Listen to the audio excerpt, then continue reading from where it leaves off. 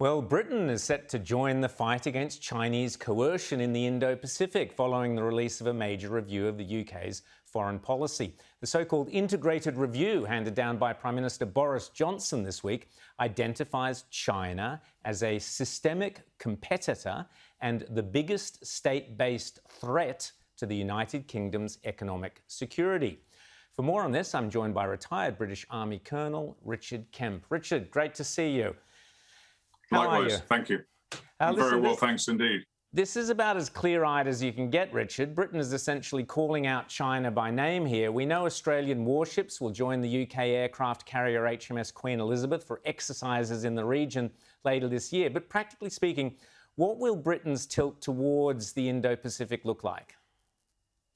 Well, I think we're certainly going to see a lot more military-type operations and manoeuvres involving Britain in your part of the world in future, as essentially a message to China, and that does include a kind of freedom of navigation transit involving the Queen Elizabeth through the South China Sea.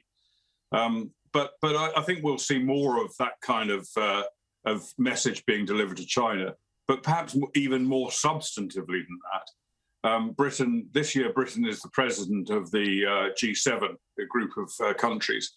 And the Prime Minister, Boris Johnson, has made a decision to invite, in addition to the usual G7 members, to invite Australia, India and South Korea to take part, to form what he's been calling the D10, the 10 leading democracies in the world, which is essentially some kind of an alliance against China, not necessarily to in the military sense, but in terms of pushing back against China's diplomatic aggression and also against its trade aggression and espionage in all of our countries.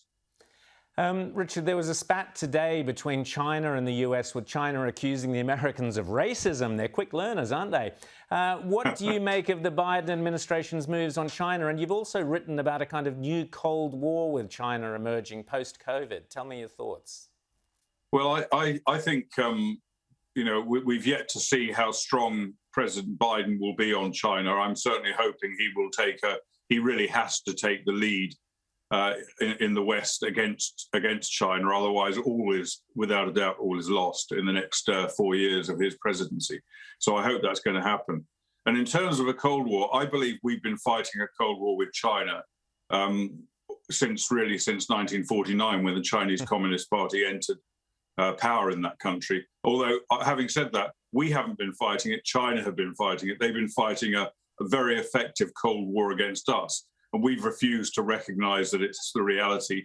What we have done is we've embraced China into the international economic system and into our democratic systems around the world, in the hope, and it's been declared by national leaders, including here in the UK and in the US, in the hope that China will change and will get rid of its authoritarianism, stop being an oppressive dictatorship, and become a Western country. Well, of course, the opposite's been the case, and China's been taking great advantage of our naivety and weakness, and there's a huge amount of ground for us to make up, which I think became only too evident in their reaction to the pandemic, which was extremely irresponsible.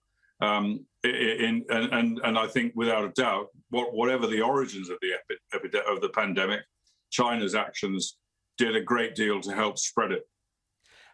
Richard, how much is things like climate change, the Paris Agreement, are they sitting there and laughing at us as we're kind of weakening our economies and they're striding ahead? I believe so. They're paying lip service to those things, and even in the strategic review that you mentioned, that Prime Minister Johnson announced this week, in which he said that we would be tilting towards the Asia Pacific.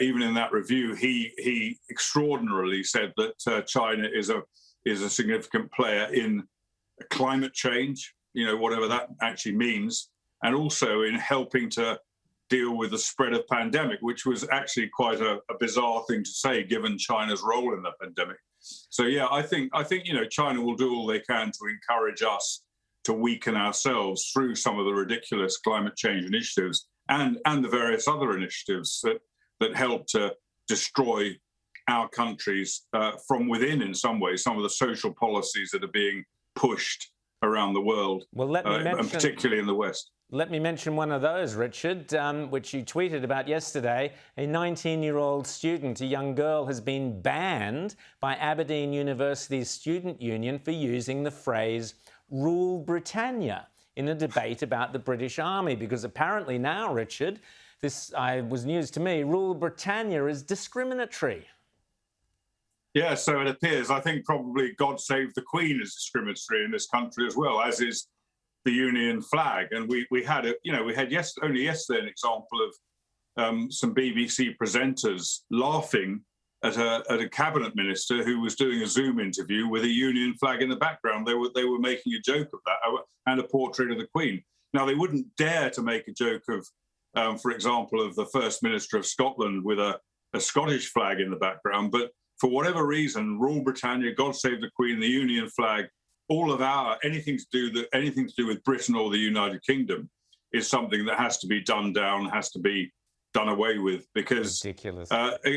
Again, it comes to an extent. It comes to this policy, which is policy is the wrong word, but this movement, which is promoted by countries like China and Russia as well, to try and persuade us to destroy our own country and our own values and standards. Well, very briefly, lastly, Richard, Australia's top spy at ASIO says that that ASIO no longer use the phrase Islamic extremism because it might upset Islamic groups. What do you make of that?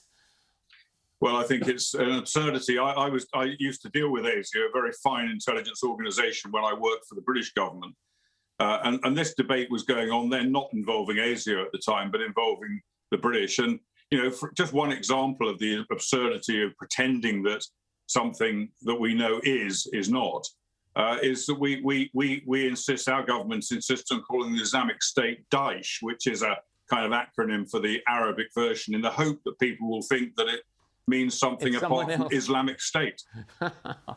Unbelievable. Richard Kemp, so great always to talk to you. Thanks for talking to us this evening on Credlin, and we'll chat soon. Thank you very much. Thank you.